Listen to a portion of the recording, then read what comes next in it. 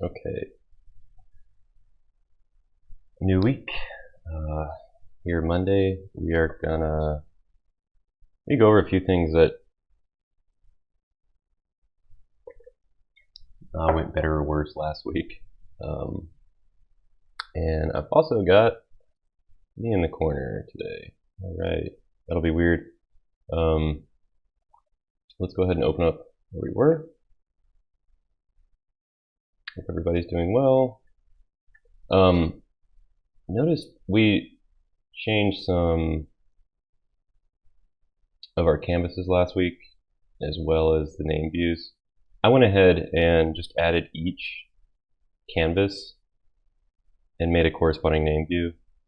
That way we can look all the way around, because we were building this faucet on Friday just off of this view, and I think maybe there's still some geometry that's not quite right with the image, and we took some liberties.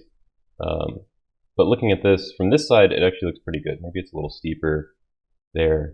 What we're going to work on today is these faucet handles. So if you want to review how to add canvases and make name views, in this case to correspond with these isometric canvases, check out the first video in the series. It was like one of the first things we looked at. So just to see where we are now, we've got our tub body. I'm going to change that opacity to 100%. Turn off our canvases. Then we've got our faucet. How we ended things Friday was we ended up hollowing out our faucet. Kind of make it a little bit more realistic. It's not technically a plumbing fixture right now, because as we can see, it doesn't go all the way through, and there's no plumbing that would go to the wall or anything. That's okay. Right now we're going to work on kind of aesthetic correctness, and maybe in the future we can work out some of the more mechanical details. Today we're going to add the faucet handles on the left and right, and we're going to use some new commands to do that. First thing we want to figure out is where we want the base of this. We're going to start with the base and then build up from there. Where we want the base to sit. I'm thinking about what would be a good relationship to have. Do we want to base it off of the center line? Do you want to base it off of the left or right side of the tub, or the back or front? I say that because we're going to need a plane either intersecting this way or this way. And I'm going to try to have that land at the center point of this left-hand faucet. Obviously, we could work on the other side, but things are nice and clear here since the way the tub's intersecting. So what I am thinking is I want to try to have that land with a plane based off of this face. So this is probably the simplest piece of construction plane geometry that you could do. It really is just select an existing plane and then offset it. There's no angles, there's no kind of other pieces. So I'm going to go to construct, offset plane. If you went ahead and did what I did and finished that before you were set up where you could actually see where you wanted to go, that's okay. We can edit anything in here. I'm going to go to right-click Edit Feature. And I'm going to try to aim where the center of that is. I'm noticing it's kind of hard to tell because we're so pixelated with this reference image, which we know is just been a real kind of bane to, we have to imagine some things. It's kind of a lack of precision. We could say it's 2.5 inches back. That might be fine. So what I'm going to think about instead is I'm going to just hide that. We're going to call it first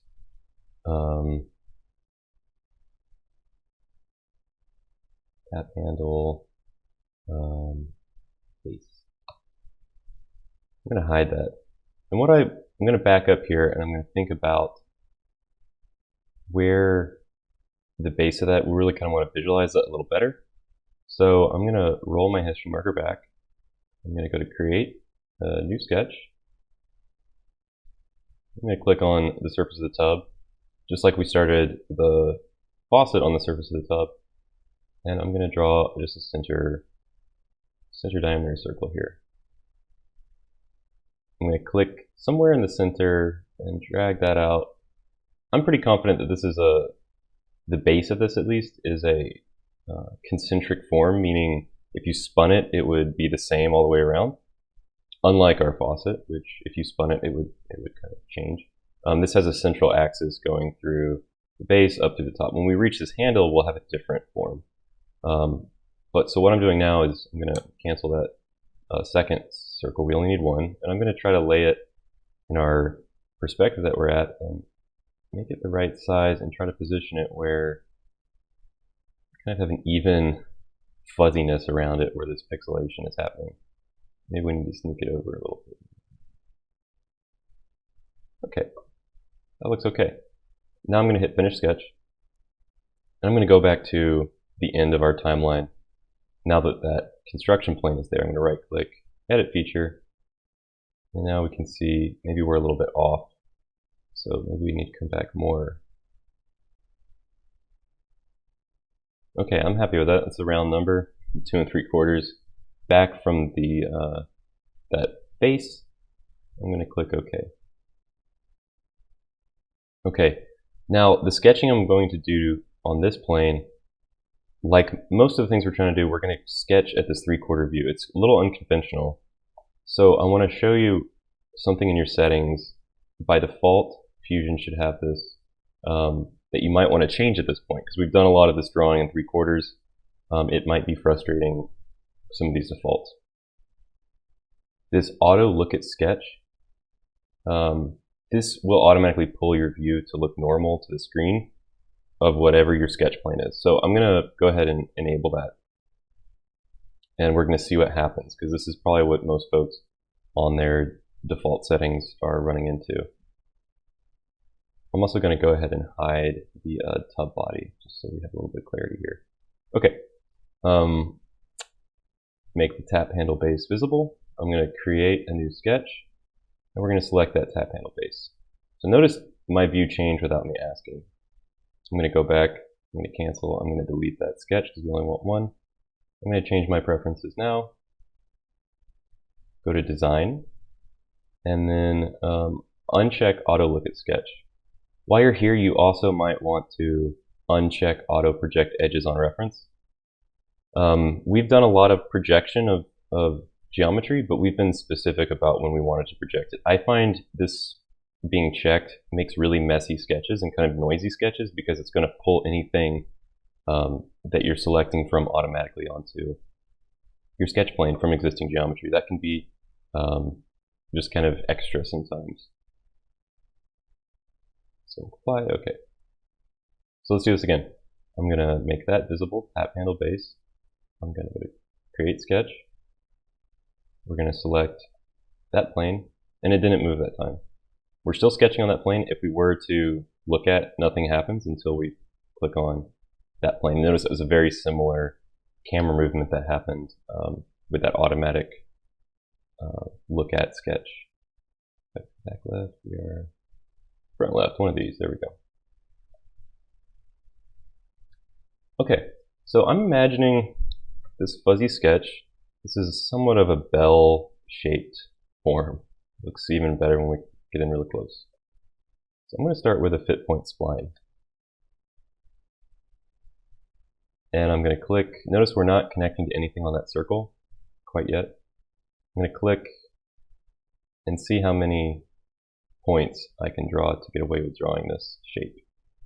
I'm just going to draw half of it, and we're going to kind of imagine where it goes from there. I think I can get rid of that one. Maybe we can have this like that. It's a good time to just kind of play with your spline tool and get to know it a little better. Kind of looking for like a bell or like a kind of a pear-shaped form. Okay, and we just have an open sketch. It's just a little squiggle right now. What we want to do is we want to have this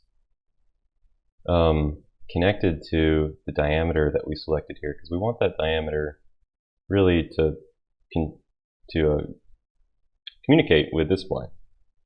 And we also want to use the center point of the circle. So this circle was useful. It helped set our construction plane, but it's now also going to help this bell kind of be placed and located, but also scaled in the right place. So let's go, if we aren't editing that sketch anymore like I am, I'm not actively editing, although remember you can change unconstrained sketches. I'm going to right click, edit sketch. So now that we're in here, now we get access to all the other tools like project. I'm going to go to create, project include, project, and I'm going to select that circle. Notice from this view, it just becomes a line. Okay, because we're looking at that circle like this. So I'm going back in.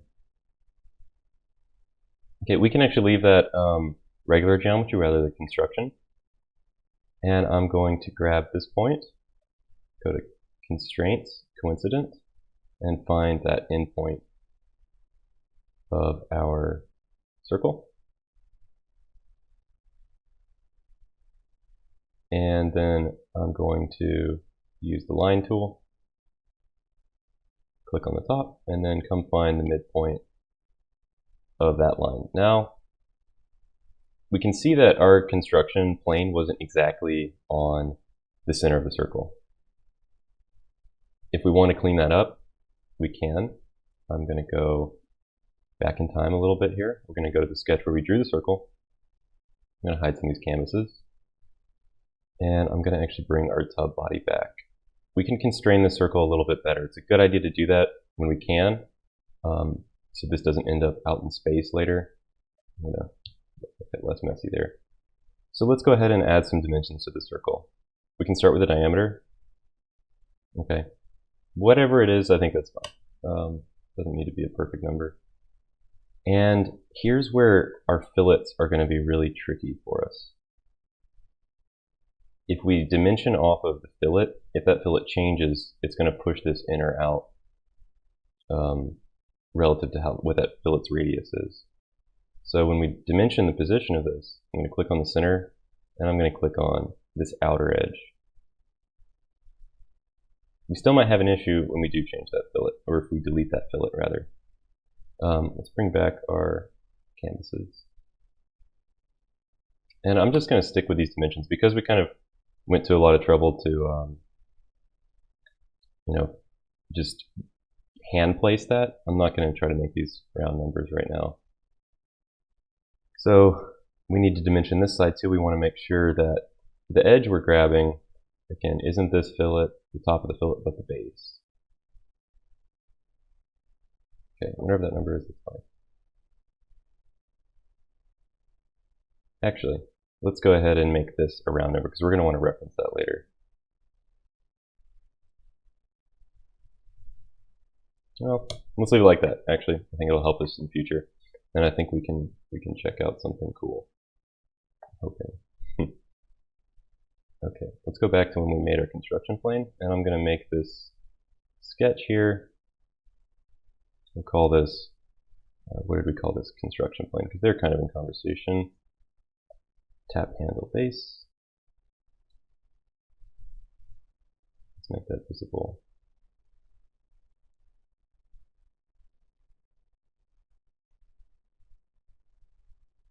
Okay, there are dimensions. Well, let's edit feature.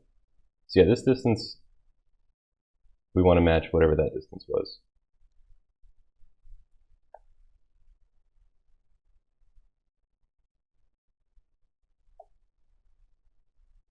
So it might be easier, we could copy and paste this number.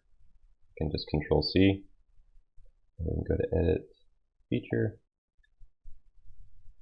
And we want to make sure that's a negative, because if it's positive, that put our plane way back here.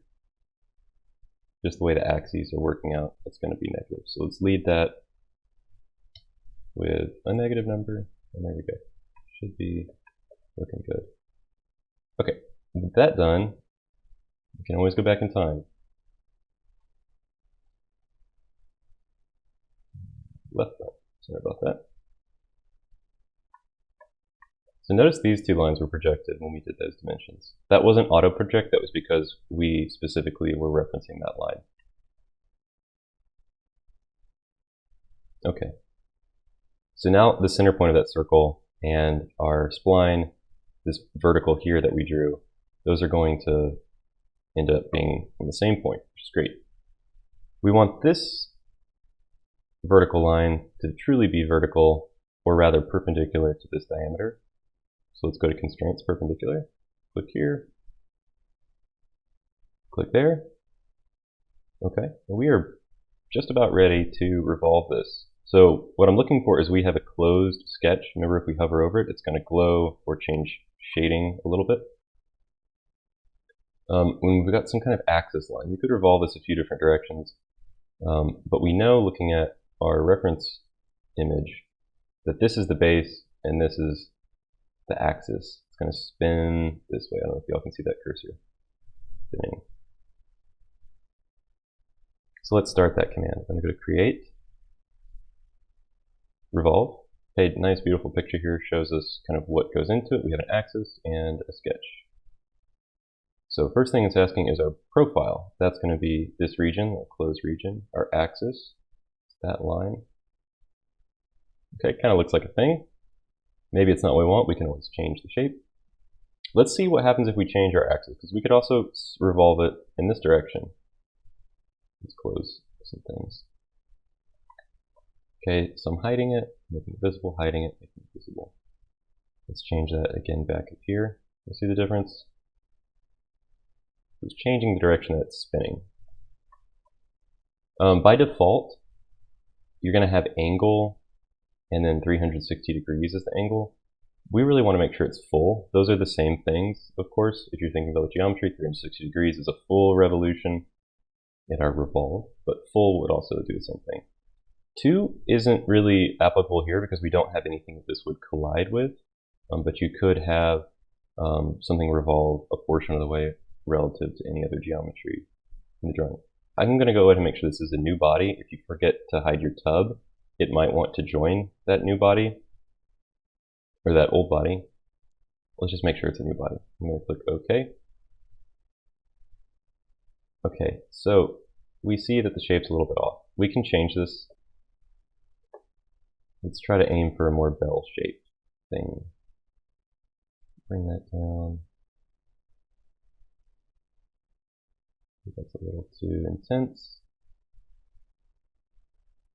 Okay, one thing I'm aware of is we did this with the symmetry move on our tub cavity.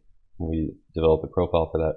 These handles influence what happens. Really, we do kind of have a symmetry line here. So if we end up pointing down, we're going to have a concavity. Back to the sketch, double clicking there. And if we point up, we're going to have like a pointy convex form. So we really want this to be soft and not, collect any water or have any debris build up in there. So let's make this handle constrained. So we're going to hit escape a few times, constraints, perpendicular, click on the blue part, and then click on our vertical, same as our axis. And when we hit finish sketch, now that's going to be this nice tangent, smooth curve at the top. Now this bell shape isn't quite doing it for me right now, so let's keep working on that. I think this too could use some perpendicular constraint. So hit escape a few times. It's always a good idea before you start your constraints, just so you know you have a fresh selection ready. Click on the handle, click on base. I think we want to make sure this doesn't end up falling kind of wider than the base. We could turn on our curvature comb, and that could help us visualize. Oh, click OK to continue.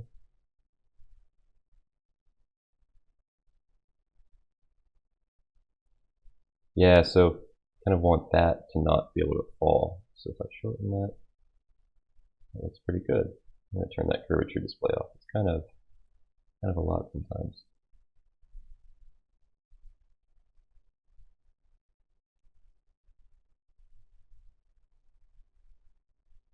think if this is also up and down like that, or excuse me, horizontal, it's going to have a sharp shoulder there, so we want to soften that out some. Okay, that's looking a little better. I'm happy with that. Maybe we zoom out and just kind of cross our eyes, hide our bodies. Does that look like what we're ending up with?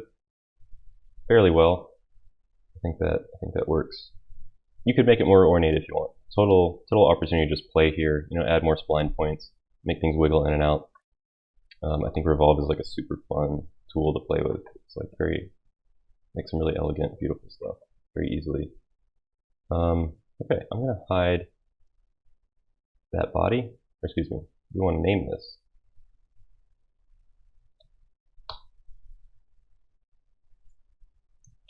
Tap handle base.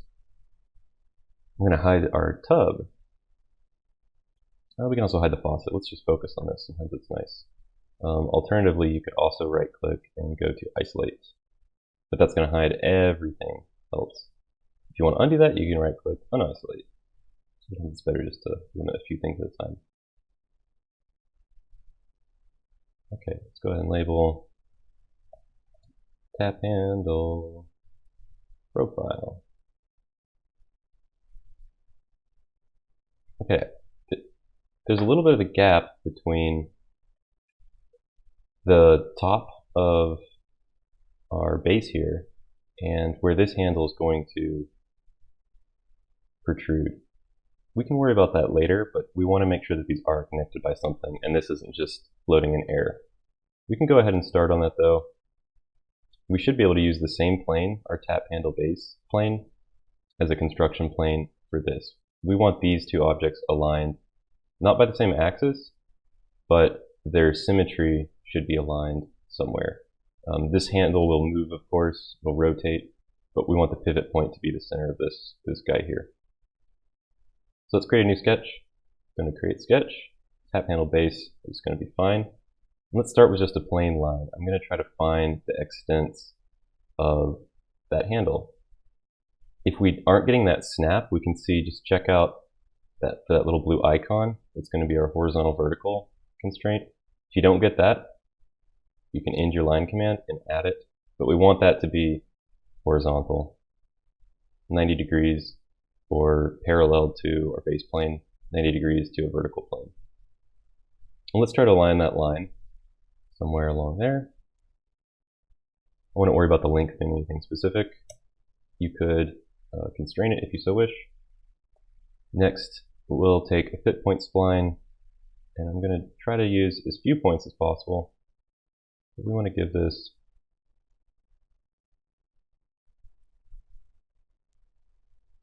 connect it to our axis. We want to give this, a nice kind of shape that you could grasp easily, be comfortable, inviting maybe even.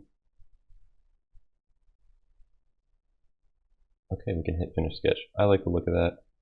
Maybe actually this gets a little tighter. Cool. Finish sketch. We're going to go create revolve. Our profile, for some reason, was automatically selected, I think because that was our most recent sketch. Just to make sure, you can click that X there, click the profile, click the axis, make sure we have a new body, click OK. Now, I still want to make sure that, go back to that, I don't end up with like a little dimple here or a pointy part on the other side. So I'm going to work on that sketch a little more.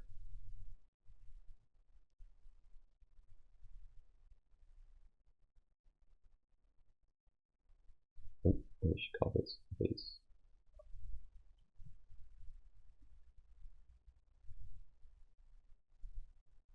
Who is sick of my neurotic labeling of sketches?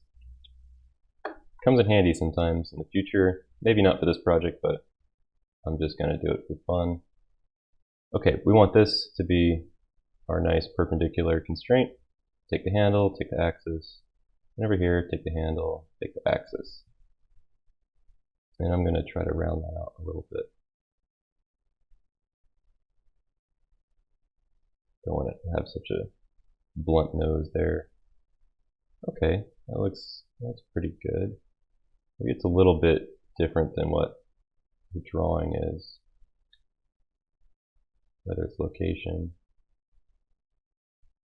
the back actually gets smaller there.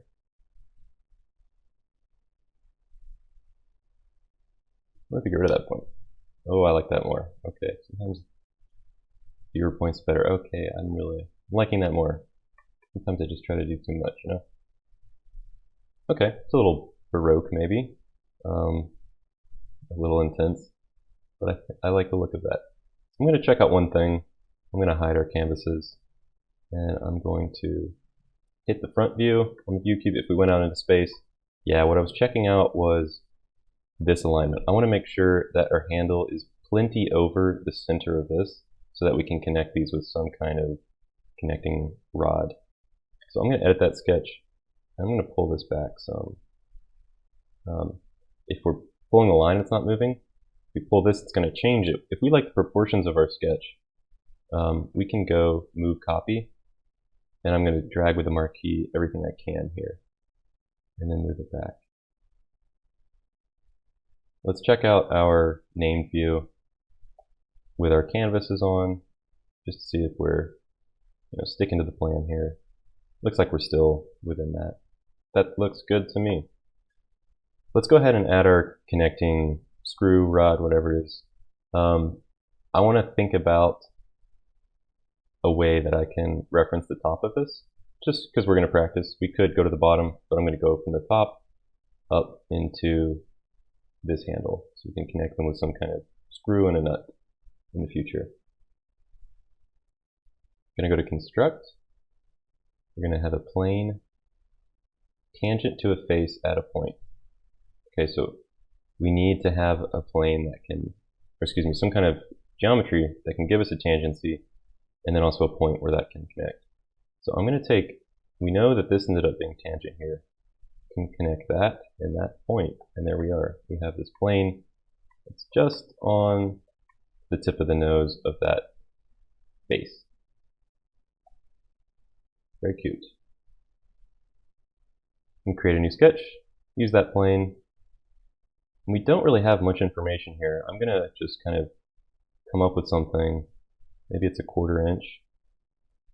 Remember, I can add fractions into any dimension box. We are in inches, so that should be a 1/4 inch. Maybe it's just a piece of threaded rod that we're going to put in there later. And I'm going to hit finish sketch. From here, I'm going to do an extrude command. I'm going to go up, make sure we're enough through there that we could say put like a nut on the other side. Something to fasten this to this. Maybe have a nut down here, fasten that to that, clamp it. And then we want to also make sure that we are going through this piece. So let's change one side in our direction to 2 sides. And I'm going to drag down, maybe we go into that piece an inch. Maybe what's even better is that we could go to the base. So let's just practice that. If our canvases are in the way, we can hide them. I'm going to change our side 2. That's this side. Change that extent to an object and click the bottom. Okay, right now we're cutting with our feature. We want to make that a new body. And I'm going to click OK. Now this is going all the way through, and this is going all the way through the handle and the base. And we have plenty of kind of material around this side of the handle that if we were to cut a hole in it, it's not going to fall apart. So let's go ahead and actually cut that hole. We're going to go to Modify, Combine. If you don't see it up here, I might have pinned it to the menu, Modify, Combine. We can take a target body and we can either add or subtract another, using another body as like a tool. So our target body, let's start with the base. Click on the base. My tool body is going to be this shaft. And now see how that turns into the color red, meaning cut. By default, you might not have this keep tool selected. If we hit OK without that keep tool part of the feature command selected, it's going to remove that vertical shaft that we made. So we can bring that back. It's not gone. check keep tools. Okay, this thing certainly has more work to do before we're done. So I've cut a hole through our base. Let's do it again. Combine target body and tool body. Cut, keep tool. Notice the way these are phrased. Target body, that's a singular body. Notice how tool bodies is plural, with the potential of being plural. Right now we're only using one tool to cut, but you can use many different tools to cut a single body. You can't have multiple bodies being cut by a single or more tools. It just is the way the software works, so we had to separate it into two different features there. Okay, we can talk about hardware a little bit more another day. We've got this really cool feature built into Fusion that if you're a fan of McMaster Carr, like the hardware catalog, you can import geometry directly from their entire inventory of things that they sell: nuts, bolts, screws, weird clamps and other kind of industrial bits. You can bring that stuff right in here and it'll be accurate geometry you can use for your project. So we've cut that using our vertical. We've given it 1/4 inch because maybe we'd use a 1/4 inch threaded rod. We could make that a threaded rod.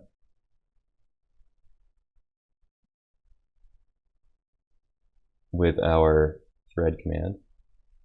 And if we select that face, we're starting to get a picture of a thread. Now Fusion is super slick sometimes. Sometimes it makes decisions for you, or it assumes a lot of things, as we've seen. It's already given us a set of threads based off of all the different standards of threads. Who knew there were so many? Because our shaft diameter was a 1/4 inch, it saw that it was 0.25, 1/4 inch, and it took one of the most common thread patterns for that, 1/4 20, that's a 1/4 inch diameter, 20 threads per inch, and that's unified course, is the UNC, in case you were curious. UNF would be unified fine. Class 3A, that's fine, that's kind of fussy stuff. Direction right hand, that's normal. All of these defaults are fine. Here's what I want to check out before we finish. We can change full length. We can change how much of this is threaded. Maybe it's just this part's threaded and the rest is smooth. We can also check this box where it says modeled, and that's going to change the view of this, or the look of this and the actual geometry of it. So right now, it's really just changed like the texture that's wrapping this object. If we change it to modeled, notice it's actually changing the geometry. If we look around it, it's made a darn screw. That's pretty cool. That was like so easy, I'm embarrassed about it. Isn't that, I think that's just super. And the drawing screws is something that if we look at this, we could start to imagine what goes into it. We've got a rail that's going all the way down this coil, this helix, and then we've got some kind of profile that's cutting away at it. So we would have to draw that profile, find the right dimensions, find the right spacing of this helix, make sure the profile is only going so far into the cylinder, and then say we could use, I would use a sweep command to send that little triangle tooth shape all the way down that helix. That's pretty cool. You could like use this if you were interested in 3D printing. You could print functional nuts and bolts or screws and fasteners. Let's go ahead. I think we're actually doing okay on time. So I'm gonna let's jump into McMaster Carr. So here we are in the catalog. We've got a COVID-19 update. Yes, I did look at getting a mask or a respirator from McMaster, and they are actually not selling them to the public right now, which is pretty interesting. They're selling them to people, or making sure they're supplying people who need them, like hospitals and first responders and things. It sounds like, which I think is pretty cool with McMaster. This is one of my, if I have to ever like a company, McMaster Carr is pretty cool. If you do have an account with them, you can like log on here. And so if you're building an order, So you need all these specific nuts and bolts and things. As you're adding them to your model, you can add them to your lines of your order, and it'll show up in your browser because you're connected with accounts. I am not sponsored by McMaster. I just think they've helped me out. So what am I doing? I'm going to nuts. I'm going nuts. Let's find a cute nut. Let's take a cap nut. I'm not a big fan of acorn nuts, to be honest. These are acorn nuts, but we want it to look kind of nice at the top. So let's find our thread size here. Didn't know we were going to jump in this today, but here we are. Here's that 1/4 20. Let's make it, everything else is kind of a stainless steel look. Let's see what that costs. Oh my goodness, these are expensive. That's fine. So we're here. This is what we're looking for anywhere in McMaster Carr. We're looking for where it says product detail and this little crosshair that says CAD. So it took us to another page with more details than we might ever want. We're going to scroll down here where it gives us this nice shop drawing just to make sure we're on the right track with our dimensions. We're going to go here. I'm going to drop down to where it says 3D SolidWorks by default. I'm going to go 3D STEP and save. Okay, it's going to throw it somewhere out into space. It probably is putting it on the origin. Sure enough, it is on the origin. You can go ahead and click OK.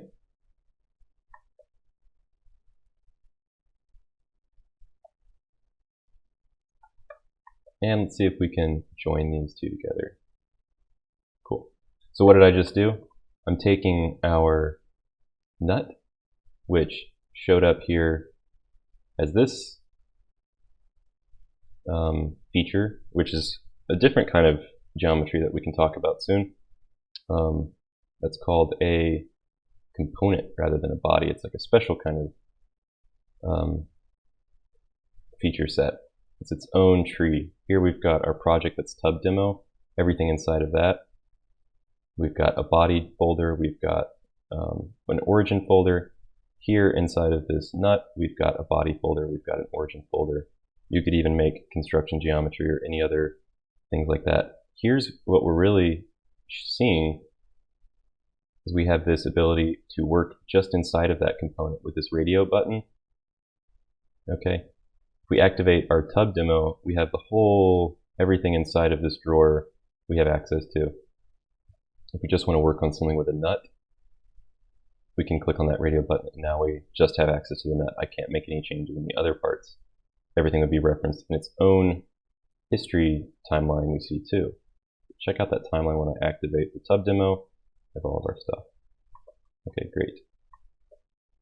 So we could move this. We want to try to bring this over here, rotate it, all that fun stuff. It might be fussy. Let's hit cancel. I want to do this kind of a smarter way. We can start to use some of the elements of Fusion that make it really good for mechanical assemblies. So I'm going to go to Cymbal Joint. And I'm going to click first on hover over rather. Before we click, we want to hover over this circular face of the nut.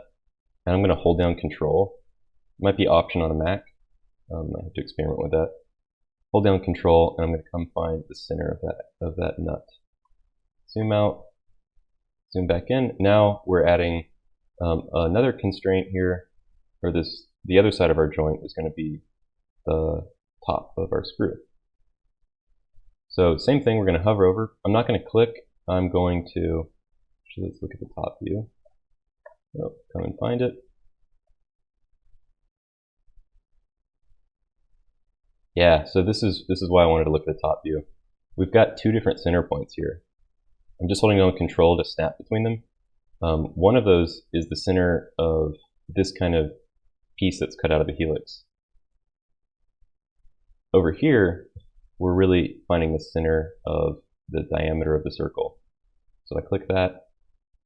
Okay, it comes with this cute animation. That nut comes flying over as if it's magnetized, and it's going to come sit on top of our screw that we drew.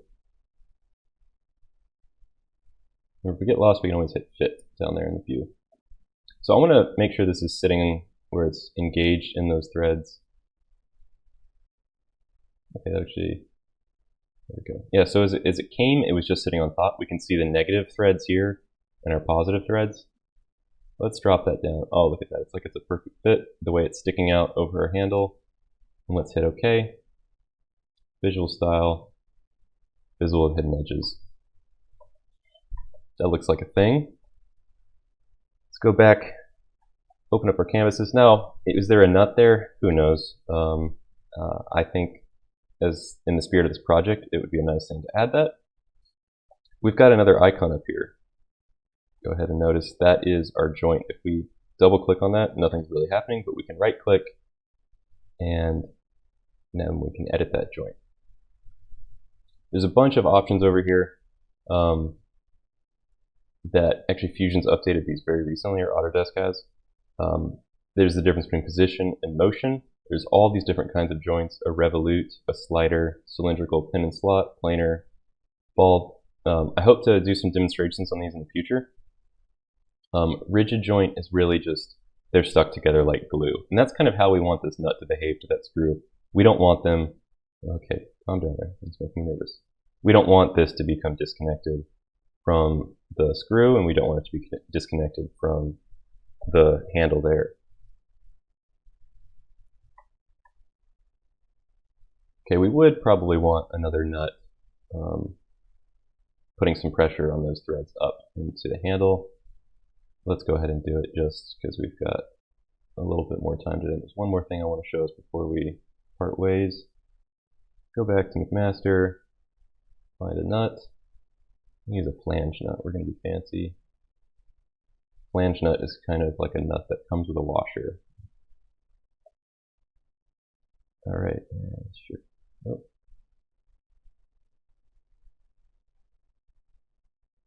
Okay, if you've never been on this website, I've learned so much just for seeing how kind of like the world's put together. It can be kind of a fun thing to explore. So we're not really going to buy anything today. I'm just going to go product detail, and there we are. We have our drawing. If we don't have the right file format selected, it might be SolidWorks by default. STEP works the best with Fusion is what I found. You can also import some of these two-dimensional drawings as a DXF. That's the best format, or DWG is the best format for Fusion. But let's do it STEP because we want the three-dimensional geometry. Okay, same thing's going to happen. It's going to just drop into the origin, and we can do another joint. I'm going to come look at the bottom of this, hold down Control, find the center, we go back to fit, and then this time let's reference it off the bottom of our screw, make sure it's not the tap handle base. Should become fine over here in a second now.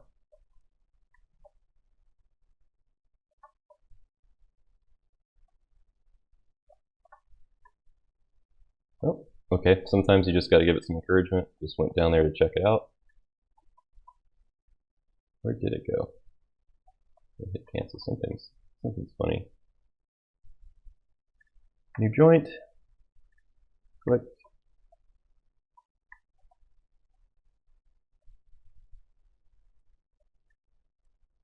Click. There we go. Okay. Not sure why I was doing that. Fit. And let's bring it up here. We might need some more threads. We can adjust that in our thread feature. Okay, it's not maybe like a perfect fit there, but if maybe we can go back and add some flats here to really have our nuts sink onto our surface without it just marring the side and being kind of loose. We could either add a flat here, or we could add what we would call a counter bore. Maybe we can do that another day. We've got 15 minutes. I'm going to go ahead and accept that. Let's go back and make our threads a little deeper. Now, because we're going back in time, we can't see that nut. So we could just kind of do it really quickly and try to visualize where that was. That worked out. You know, you could just do some trial and error, or you could measure the thickness of this nut. You could go back to McMaster and find that in the catalog, or we can go to Inspect, Measure, click on the face of that nut, and come on down, click on this face. Okay, You might have a dimension pop up somewhere with a dimension line. It's 0.3125. So we could make sure we just had at least, hopefully more, 0.3125 inches of thread going past the other side.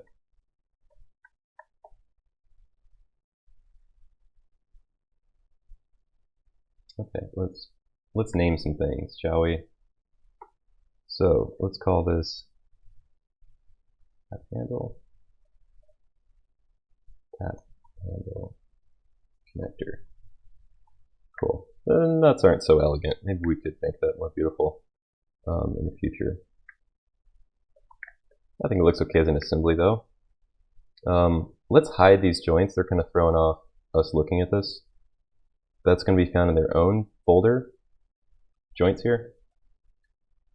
Okay, they're just little icons, just like our constraints have little icons that float around the joints do. And now let's redo the whole thing on the other side and make it perfectly match, right? No, that would be way too much work and it could cause some problems. So let's copy all of this by mirroring it along our center plane. Let's go to create, mirror. Oops, there we go. I think I hit a key on the keyboard, mirror. Start off with bodies. Notice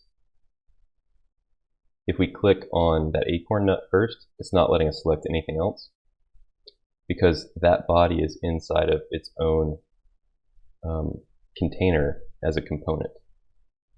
So if we hit components, then we can select multiple, but now we can't select that tap handle or base or connector. So now's the time when we should talk about making components. I like to do them pretty early on if I know I'm going to need to use mechanical assemblies. You don't necessarily have to, but it does give you some control in the future. So we can right click on any of our bodies and go to create components from bodies. I can select them all and create components from bodies. And notice if I continue with that, it went ahead and made all of those. Check out our history timeline as we do this too. So I can right click on one, create component from body, and just do that to each. That's a lot of clicking.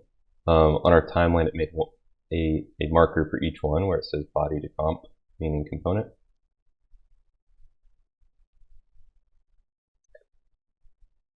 Okay, if I select them all and then do it, it makes this little ...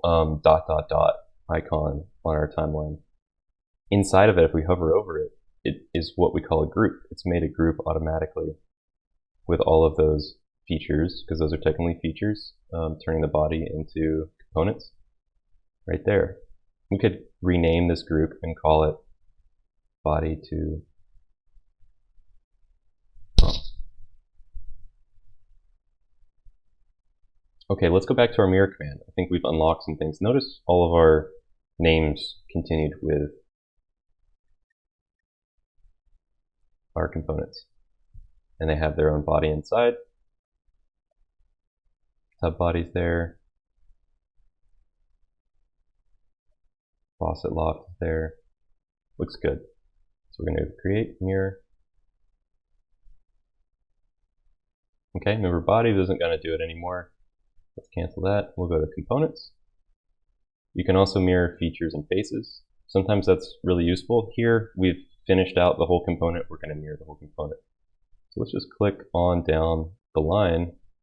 Make sure we get them all. If we're having trouble selecting from the viewport, you can also click from the browser. So there's our tap handle connector. Okay, we need to answer one more question. We can't finish yet. We need our mirror plane. So let's open up our construction geometry, and we want to take our midplane and click OK. There we have our two tap handles, hot and cold. Let's give these some new materials, some new appearances. Let's type in wood in the library and see what we get. We've got a bunch of different wood samples. There's kind of different ways that Fusion's done this. Some are called 3D materials.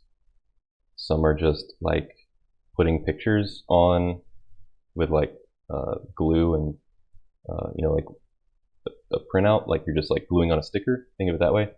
These 3D materials come with like grain, which is kind of cool. So you can tell I've used this ash one before. You can click and drag where you want those.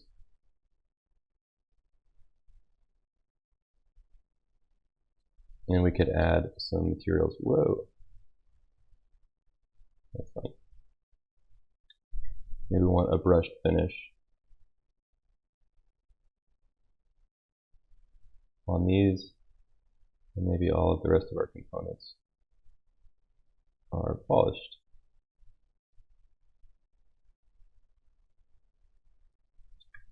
Now notice how the textures are going vertically on our bells, which I kind of like the look of. Maybe it's not realistic though. And then on our faucet, they're going a long way, so I'm going to hide our tub right now.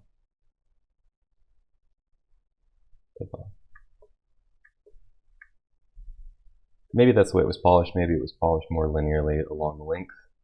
Because these are concentric, these might be made on a lathe of some kind, and they might be spun differently. So if we go over to the render tab, we're not going to do any rendering today necessarily, but what we can get access to here is our texture map controls.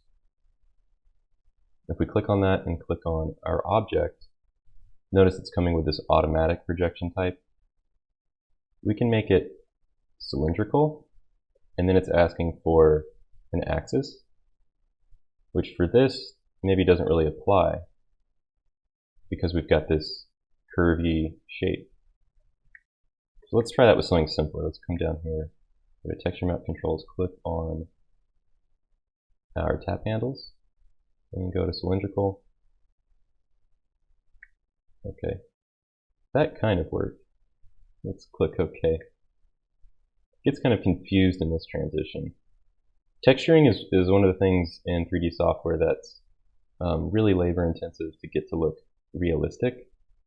You have things called UV maps, and Fusion doesn't really have a way to make those like tip-top with all the customization that you might want to have that you'd say like a 3D animator or a game designer would normally have.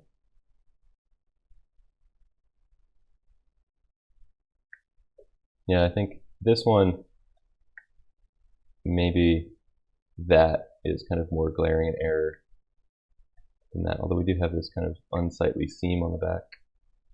A UV map, as I mentioned, is labor intensive because what we're doing is we're like cutting out a paper pattern of how we can wrap that sticker around it.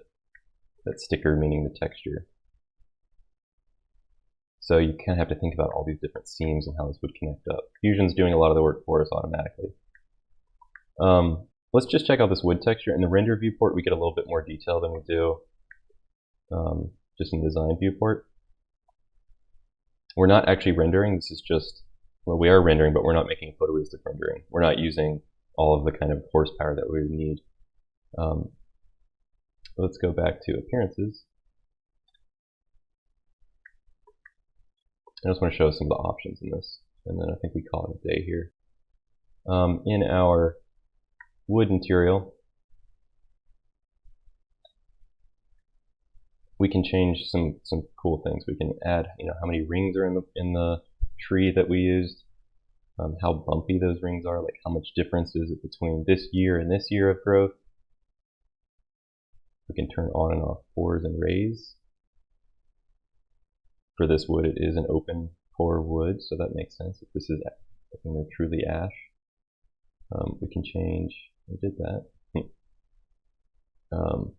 The roughness is how much something reflects, so we could make this a little shinier. Maybe we put some finish on it and it absorbed that finish a little bit differently. So you want this to be fairly waterproof. We could even stain the wood. Okay, I think that looks maybe not ideal, but you could add some color to it. Notice it's changing between the rings. I think that's like a very kind of convincing, if that's a goal. convincing view of, or a rendition of a piece of wood. If you have a bunch of materials up here that you're not using, if you right click and go to delete all unused, it will ignore those unused materials. Okay, let's bring our bathtub back. Remember, we're going to now see all of the pieces that we've been building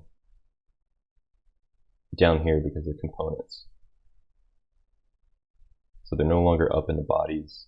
In fact, we lost our bodies folder in our browser for the tub demo component because now they're their own component and there's no more bodies in there. We could still add bodies to this and we would get a bodies folder back. Okay, so there's our tub. We have a few things as far as the aesthetic anatomy that we need to add to this tub. We need the lower drain, the normal drain plug that you would use if you wanted to have a bath with water, fill the whole tub, and then also the overflow drain, which comes right under the faucet there. So I think next time we can work on those and maybe talk about some other bits. Maybe we can get more into rendering. And then there's lots of other things sitting on this tub that I think are worthwhile to explore. We've got these shampoo bottles. We've got this soap. I think these would be nice little side projects. Think about the revolve command if you want to start on something like this. And the soap might be a good time to practice lofting. It might even be a good time to practice another workspace that we haven't looked at yet, which is one of those kind of secret workspaces called Sculpt. Please ask any questions you might have in the comments or reach out. I hope you guys are following along and this is making sense. I try to go through these and see if we had any hiccups or things that maybe weren't explained too well in the last video, and try to remedy that in the second one. Our faucet is something that is kind of a work in progress. We could kind of keep tuning this. Remember all of those different construction planes and sketches that built that. If your timeline is starting to look really noisy and maybe like intimidating even, we could take things that we know are like meaningful to that feature and we could put them in a folder. So maybe we could take everything that has to do with that faucet. I'm holding down Shift on the keyboard and clicking backwards. You can see everything there is selected, even up to the shell where we hollowed it out. And I'm going to right click and say create new group. And it starts to clean up our timeline. We've still got all of those details when we want them. We can expand and contract them. But now they're kind of tidied up. So that might be something to get in the habit of doing too. If all of these things are just kind of becoming like hard to retrace your steps in, it's a good practice to get into, especially if you have to move things around in the future. Figuring out which one is which can be a whole lot. Just rearranging those canvases so they're all together too. We could make a new group and call those